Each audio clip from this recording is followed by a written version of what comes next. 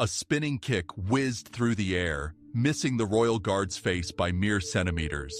The tourists gasped collectively, eyes widening in disbelief. Cameras froze mid-shot, phones trembling in the hands of shocked spectators. My friends erupted in laughter, egging me on. "Come on, Tyler! Get closer! Betty doesn't even blink!" they shouted, their voices echoing off Buckingham Palace's famous stone walls. Encouraged by their enthusiasm, my heart surged with arrogant pride. After all, I'd faced tougher opponents in championship tournaments across America. What threat could a ceremonial British guard possibly pose?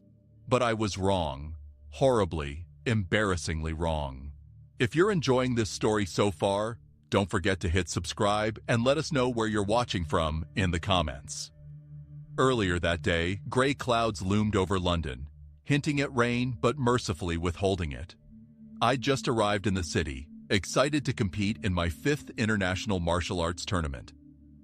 At 32, I had 3 world championship titles under my belt and owned several popular martial arts dojos scattered across California.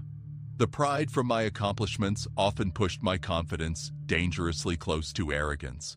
London was just another trophy to claim, another adventure to boast about. I never imagined my pride would be challenged so thoroughly, not in a ring, but by a silent soldier at a tourist hotspot. Buckingham Palace buzzed with activity. Tourists from all around the world gathered eagerly around the gates, snapping photos, hoping for a glimpse of royalty. In front stood the royal guards, silent, statuesque figures clad in striking red coats and towering black bearskin hats. Their disciplined stillness fascinated and amused visitors, especially foreigners like me, who often failed to understand the seriousness behind their stoic demeanor. Amidst them stood Corporal Ethan Harris, a 29-year-old soldier whose quiet professionalism masked a fierce history. Ethan wasn't merely a ceremonial figure. With 2 tours of duty in Afghanistan, he understood discipline deeply, knew the difference between real danger and foolish bravado, and had long learned to ignore the endless provocations of disrespectful tourists. To visitors, he was a mysterious character in an iconic costume. To Ethan, his duty symbolized respect for tradition, history, and the values he swore to uphold. As I stood there, joking loudly with my friends, Ethan maintained his disciplined stare straight ahead, unresponsive and unyielding. But my ego, fueled by the laughter and attention of my friends, saw only an opportunity to showcase my martial arts prowess. I foolishly viewed the guard's silence as weakness, a dare waiting to be tested. I whispered to my friend Jacob, "Watch this. Let's give these people a real show." Jacob chuckled nervously, unsure but curious. He knew I rarely backed down from a challenge. Ignoring the roped boundary clearly set by palace security, I stepped boldly closer to Ethan, lifting my chin defiantly. The crowd quickly picked up on the tension. Phones appeared, filming every second. I smiled confidently, positioning myself in front of Ethan, mocking his rigid stance with exaggerated martial arts poses. Tourists laughed awkwardly, some shaking their heads in disapproval, whispering nervously, "He shouldn't be doing that." Their warnings fell on deaf ears. With every mocking kick and feigned punch, my arrogance escalated, pushing the limits further and further. I felt invincible. Ethan didn't even flinch. Not a muscle moved. I misread his discipline for helplessness, fueling my bravado even more. In a moment of extreme recklessness, I aimed a spinning roundhouse kick towards him, intending to stop inches from his face as a final provocative flourish. Except this time, I miscalculated. My kick swept through the air, far too close. For the briefest instant, my heel brushed against Ethan's hat, sending the iconic bearskin flying onto the cobblestone path behind him. The crowd erupted in shocked gasps, followed by stunned silence. My heart nearly stopped beating, a wave of panic overtaking me as I realized I'd crossed a sacred line. Ethan's cold, unwavering eyes suddenly flicked toward me. In that instant, I felt something I'd rarely experienced: genuine fear. But before I could even apologize, before I could react, Ethan broke his silence. His voice echoed through the courtyard, powerful and authoritative. "Step back immediately."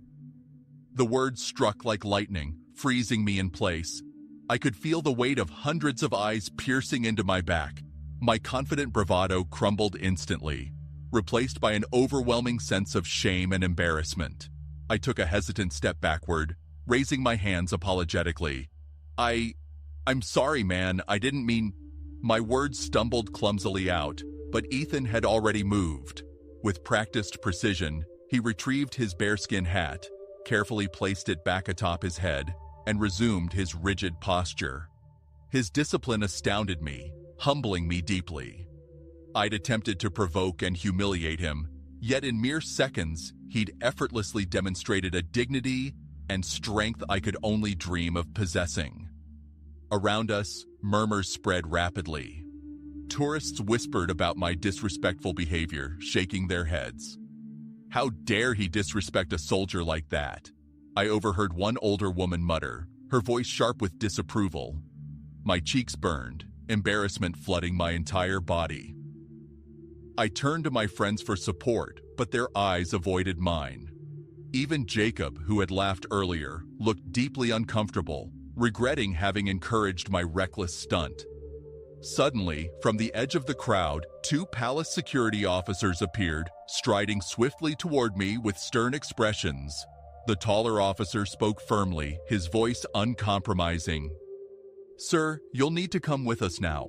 Your behavior is unacceptable." My stomach twisted painfully as I realized the full seriousness of my actions. My head hung low. I followed them silently away from the crowd, knowing the humiliation was just beginning. As I left, I glanced back one final time. Ethan stood unmoving, disciplined, and professional once again, as though nothing had happened. His quiet strength struck me deeply, making me painfully aware of my own immaturity and arrogance. In that moment, I learned a powerful lesson about respect, a lesson no martial arts championship could ever teach.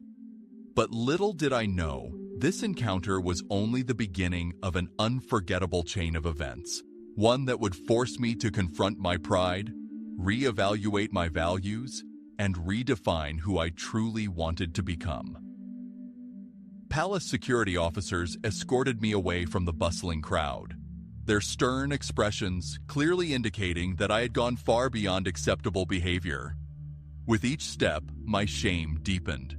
My arrogant bravado, the overconfidence that had brought me fame back home, had completely evaporated. Now, in the looming shadow of Buckingham Palace, I felt smaller and weaker than ever. The whispers and murmurs from behind lingered in my ears, echoing with judgment and disapproval. The 2 officers guided me into a small security office near the palace grounds. As the heavy door clicked shut behind us, a tense silence filled the room. The taller officer, whose name badge read Officer Richardson, broke the quiet first. His voice was calm but stern, carrying a weight of authority that demanded respect. "Do you understand the seriousness of your actions today, sir?" I swallowed hard, embarrassment burning fiercely in my cheeks. "Yes, officer. I'm truly sorry. It was a mistake, a stupid joke. I never intended to actually..." My voice trailed off weakly. I found no words that could justify my disrespectful behavior. Richardson sighed deeply, shaking his head. "Every day, hundreds of tourists come here, most of them respectful and curious about British traditions. But every now and then, someone like you crosses the line. Do you realize those guards aren't actors? They aren't decorations. They're trained soldiers who deserve the same respect as any serviceman." I nodded solemnly, absorbing his words. Until today, I'd never seriously considered the men behind the iconic red uniforms. To me, they'd seemed part of the tourist spectacle, not real human beings with stories and sacrifices. Now, Standing humiliated in this small, sterile office, I finally understood the gravity of my ignorance. The officer looked at me steadily, gauging my sincerity. "This incident won't simply disappear. We'll need your identification and passport. I must inform you that we'll be filing a report. There may be legal implications." My stomach tightened further. Panic began to rise, a wave of anxiety I had rarely experienced. This was not how my visit to London was supposed to unfold. I'd planned to compete, to win another trophy, to return home celebrated, not humiliated or potentially facing charges. Reluctantly, I handed over my documents, my hands trembling slightly. After carefully noting my details, Officer Richardson continued, his voice slightly softer now, as if sensing my genuine regret. "I'll be honest with you, Mr. Reed. Your apology and behavior from here forward may influence what happens next. Understand?" I met his eyes directly, grateful for his candid advice. "Yes, I understand completely. I deeply regret my actions. Please believe me. I never intended any disrespect." He nodded once, satisfied, and left the room briefly, leaving me alone with the second officer. Silence returned, heavier than ever. My thoughts spiraled, replaying the moment I'd foolishly crossed that line, the shocked faces of bystanders, and especially the disciplined, powerful response from Corporal Ethan Harris. His calm professionalism stood out starkly against my arrogant impulsiveness. Shame washed over me again in waves, unrelenting. Officer Richardson returned moments later, handing back my passport. "We've documented your information. You're free to go for now, but you'll likely hear from authorities soon, Mr. Reed. Please conduct yourself appropriately from now on." "Thank you, officer. Again, I'm truly sorry," I mumbled sincerely, relieved yet apprehensive. As I exited the small security office, stepping back into the cool London air, I found myself unsure of where to go or what to do next. The joy and excitement I'd felt arriving in the city had entirely vanished, replaced by bitter regret and embarrassment. Slowly wandering away from Buckingham Palace, my thoughts returned again and again to Corporal Ethan Harris. Something about his composure and silent dignity deeply impacted me. Perhaps it was the stark contrast to my own impulsive behavior, or maybe it was his evident strength that captivated my respect. Either way, Ethan's silent professionalism had taught me a profound lesson that I knew I'd carry far beyond this day.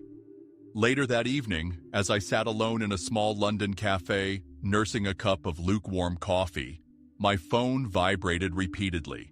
My friends, including Jacob, bombarded me with messages, asking what had happened, some making jokes, others genuinely concerned.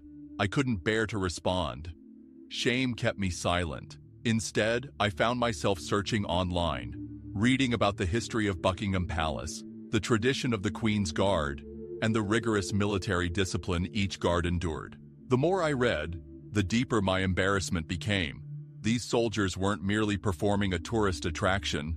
They were highly trained, disciplined servicemen who dedicated their lives to protecting the monarchy and honoring their nation's traditions. I learned about the harsh training, the physical and mental endurance required, the discipline tested every single day by disrespectful tourists, people exactly like me. My reading eventually led me to Corporal Ethan Harris himself. On social media, I discovered a few posts mentioning him, his tours in Afghanistan, and his quiet but deeply respected presence among his fellow guardsmen. A young British man wrote, "Ethan was always the quiet type, never boasting about his bravery or strength, but everyone who served with him knew he was the real deal." Reading those words, my respect and regret grew even stronger. Days passed slowly. The anticipated call from authorities finally arrived. A polite yet firm voice informed me I'd been fortunate. No formal charges were filed, thanks mainly to my immediate compliance and sincere remorse.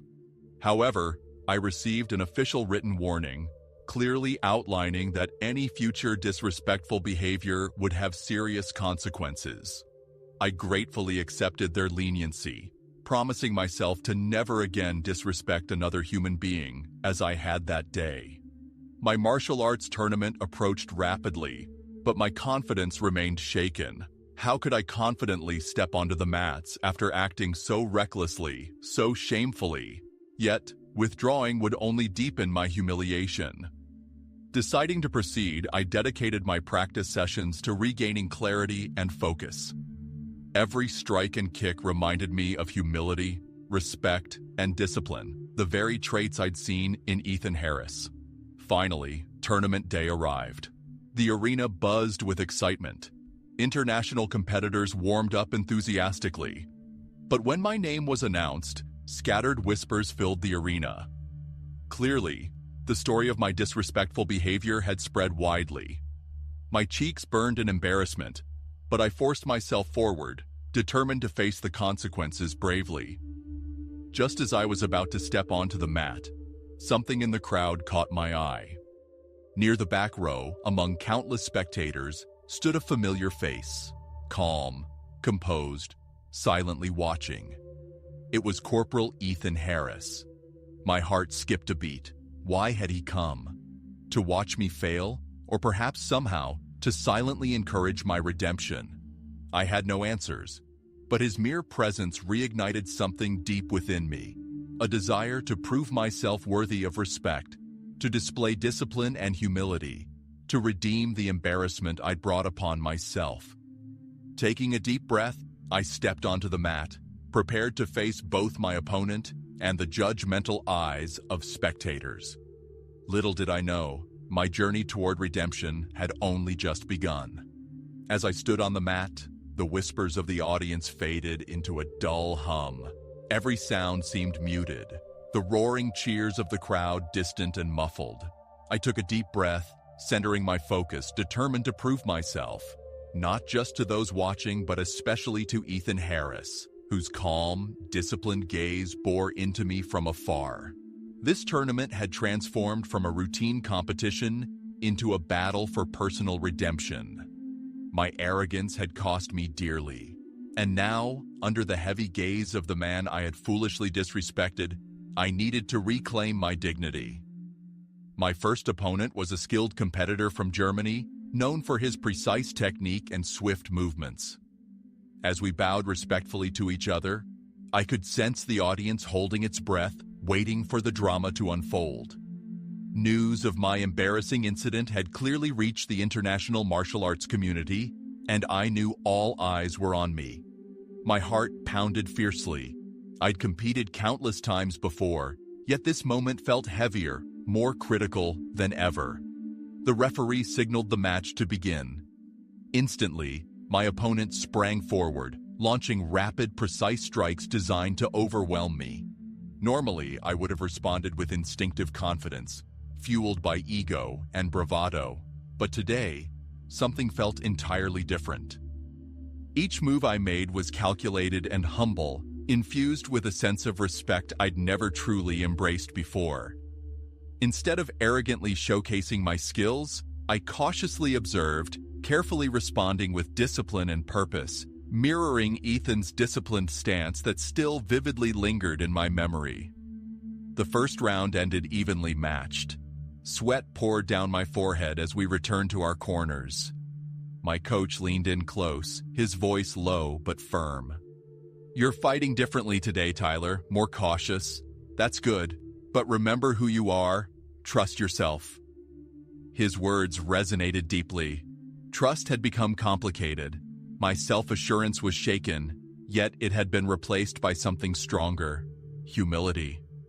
I nodded silently, knowing I had to reconcile humility with confidence to move forward. The second round commenced quickly. My opponent surged with renewed energy, attacking relentlessly. I calmly countered, using swift defensive techniques to neutralize his advances. Gradually, my composure paid off. He grew frustrated, losing patience as his aggressive tactics faltered. Seizing the moment, I executed a precise, controlled kick, gently scoring a critical point. The audience erupted into cheers. I felt relief surge through me. I was beginning to regain their respect. Glancing quickly toward the stands, I again saw Ethan Harris watching silently, his expression unreadable. I wondered what he was thinking. Was he impressed, indifferent, or perhaps still disappointed? Shaking the thought away, I refocused my attention. I couldn't allow distraction now. I needed to finish this fight honorably. In the final seconds, I maintained my careful discipline, securing the victory narrowly. My opponent respectfully bowed, and I returned the gesture sincerely, recognizing his exceptional skill. Winning this match didn't restore my pride entirely, but it was a crucial step toward regaining dignity. The following matches were equally challenging. My competitors were formidable, each testing my resolve differently. Yet, match by match, I continued demonstrating the lessons I'd learned painfully through humiliation, discipline, respect, and humility. Each victory and even setbacks became opportunities to show that I had changed, matured from the foolish arrogance I'd displayed at Buckingham Palace. As I advanced to the semifinals, my confidence slowly returned, tempered now by humility. But the hardest challenge still awaited me. Before stepping onto the mat, I found Ethan Harris unexpectedly waiting nearby, standing alone, quietly observing the competitors warm up. My heart pounded nervously. Should I approach him, or would he prefer I stayed away? Gathering my courage, I slowly approached, my voice hesitant, yet sincere. "Corporal Harris, I didn't expect you to come." He turned calmly, his eyes steady and thoughtful. "I wanted to see if you'd learned anything from your mistake." His voice carried no hostility, just calm honesty. I swallowed, struggling to find words. "I'm truly sorry for what happened that day. I acted disrespectfully. I was arrogant and foolish. Your discipline taught me a lesson I desperately needed." He paused, studying me carefully before finally nodding slightly. "I noticed your matches today. You've shown humility and discipline. Keep it up." His simple words resonated deeply, filling me with profound relief. "Thank you," I replied softly, realizing how badly I had needed his acknowledgement. He turned back to watch the competitors warming up, his silence signaling the conversation was over. Walking away, I felt lighter, yet deeply aware of the ongoing responsibility I had, to myself, to Ethan, and to all those watching, to continue earning respect through genuine humility and disciplined actions. Finally, the semifinals arrived. My opponent, a Japanese martial artist renowned for his unparalleled agility, stared at me fiercely across the mat. This match would test everything I'd learned. The arena fell silent, the tension tangible. We bowed respectfully, and the referee's sharp whistle cut through the quiet, launching us instantly into action. The match was intense. My opponent's speed overwhelmed me initially, his strikes sharp, precise, and relentless. Yet I maintained Ethan's lesson clearly in mind: discipline, patience, humility. Instead of recklessly attacking, I carefully defended, patiently analyzing each of my opponent's moves. Slowly, his speed lost its advantage as fatigue set in. Seizing the moment, I struck strategically, my controlled movements gaining critical points. As the final seconds ticked away, I remained disciplined, carefully countering each desperate strike. When the match ended, exhausted yet victorious, relief flooded my entire body. Cheers erupted throughout the arena, spectators rising to applaud.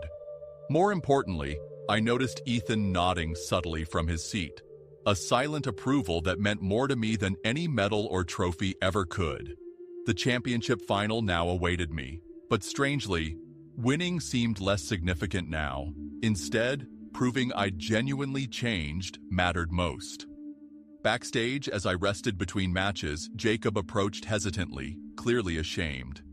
"Tyler, I'm sorry, man. I shouldn't have encouraged you that day. It was wrong." I looked up warmly, appreciating his courage. "It's okay, Jacob. Honestly, I needed that lesson. I was too arrogant, too reckless. This whole experience humbled me more than any defeat could."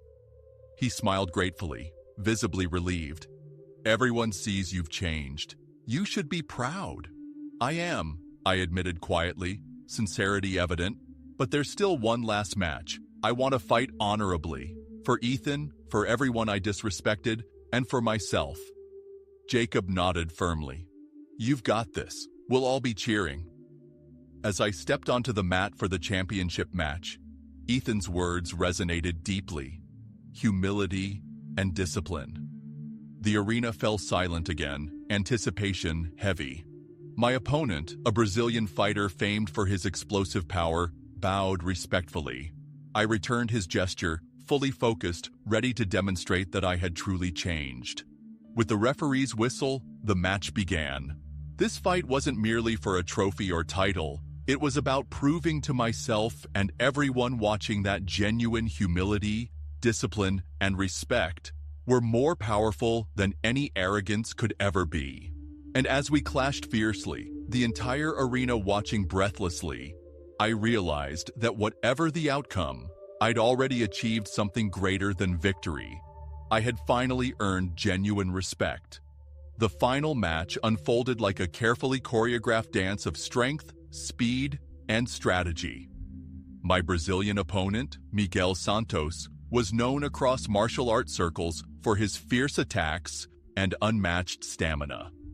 Standing opposite me, his eyes were focused and calm, carrying none of the arrogance that had once characterized my own presence. In Miguel, I saw the qualities I now aspired toward: confidence balanced with humility, aggression tempered by respect. Facing him was fitting. It felt like confronting the best possible version of myself. The arena lights seemed brighter now, every sound amplified. Thousands of spectators leaned forward, sensing something extraordinary was about to happen. The referee raised his hand high and then swiftly brought it down, signaling us to begin. Miguel exploded forward immediately, unleashing a flurry of rapid punches designed to test my defenses.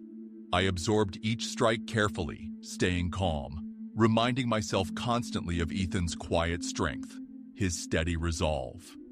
Discipline, patience, humility. These words guided my every move. As Miguel pressed harder, I chose to remain defensive, carefully analyzing his fighting style.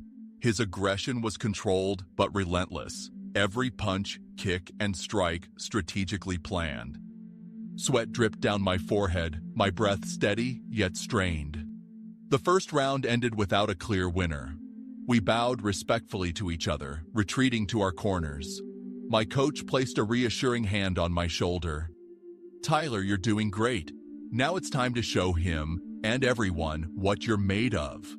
The second round began fiercely. Miguel resumed his intense pace, pressing forward confidently. This time, I changed my strategy slightly, responding with sharp, precise counters, forcing him onto the defensive occasionally.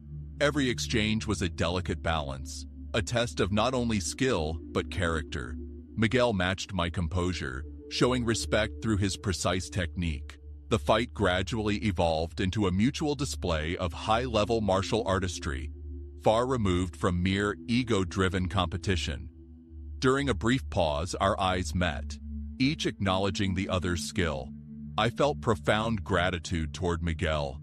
Without knowing it, he'd helped solidify my transformation from arrogance to respectful competitor. The crowd watched closely, sensing the powerful significance beneath our every move. The third and final round began quickly, intensity escalating immediately. Miguel attacked passionately, desperate to secure victory, but my newfound calmness gave me clarity, allowing me to find subtle openings in his otherwise impenetrable defense. As the seconds ticked down, I took a carefully timed risk, delivering a precise, controlled, spinning kick. Exactly the move that had caused my humiliating incident with Ethan Harris days earlier. This time, however, my execution was flawless, my balance perfect. The kick landed cleanly, earning decisive points. The crowd erupted, electrified by the dramatic moment. When the match ended, Miguel and I embraced respectfully, genuine admiration passing silently between us.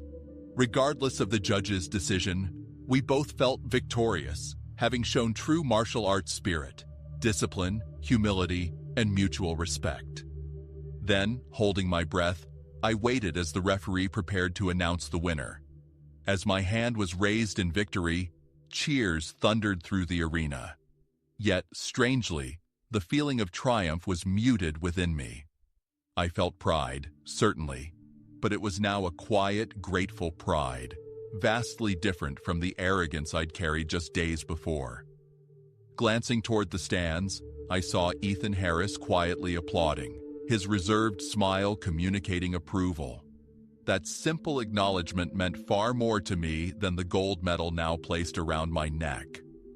After the awards ceremony concluded, I sought Ethan out one final time. He stood calmly at the edge of the dispersing crowd, watching thoughtfully as I approached. "Congratulations, Tyler," he said quietly, extending his hand. I shook it firmly, sincerely grateful. "You showed genuine discipline today. Keep this lesson close. It will serve you well beyond the arena." "Thank you," I replied earnestly. "You taught me more than anyone I've ever met. I'm ashamed of how I behaved that day, but grateful it happened. It changed me completely." He nodded thoughtfully. "Sometimes our worst moments become our greatest teachers. Never forget that humility is strength." "I won't," I promised firmly, feeling immense respect for him. Returning to my hotel room later that night, I reflected deeply on everything that had occurred. The humiliation I'd faced at Buckingham Palace had become an invaluable turning point. Instead of allowing shame to consume me, I'd embraced the harsh lesson Ethan Harris delivered, transforming arrogance into humility, impulsiveness into discipline. The journey hadn't been easy, but the lessons would last forever. The following morning, preparing to depart London, I discovered messages flooding my social media accounts. Videos from my original disrespectful incident had gone viral, now contrasted with clips of my respectful, disciplined performance at the championship tournament. Thousands of viewers discussed my transformation openly, some harshly critical, others praising my courage in admitting mistakes and genuinely changing. I chose to address it openly, writing a heartfelt apology online, thanking Ethan Harris publicly for teaching me true respect and humility.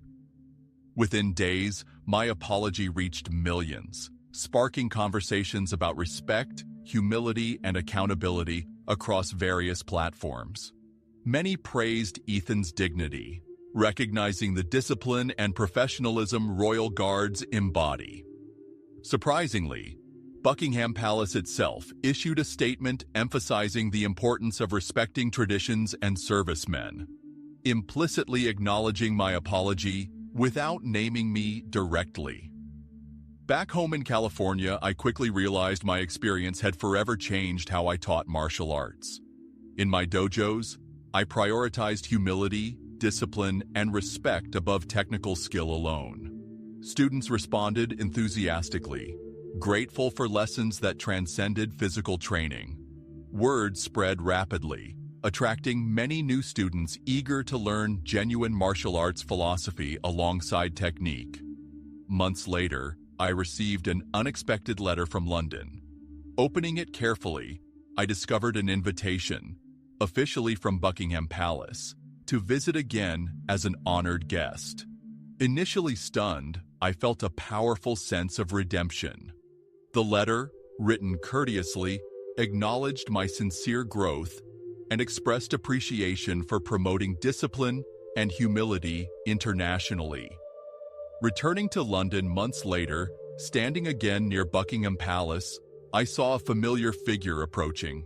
Ethan Harris, now off-duty and casually dressed, smiled warmly as he greeted me. "Tyler, welcome back." "Thank you," I replied warmly. "I still owe you so much for what you taught me."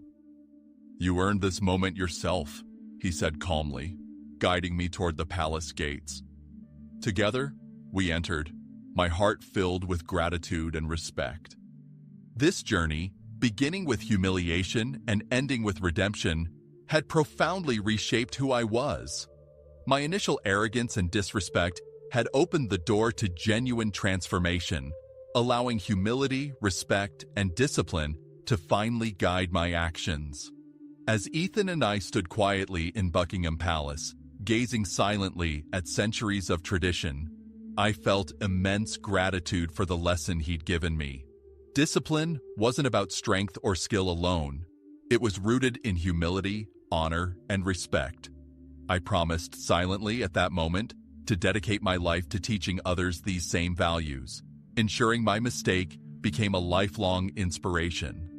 Ethan turned slowly, smiling knowingly as though reading my thoughts. "Now it's your turn," he said simply. "Pass this lesson forward."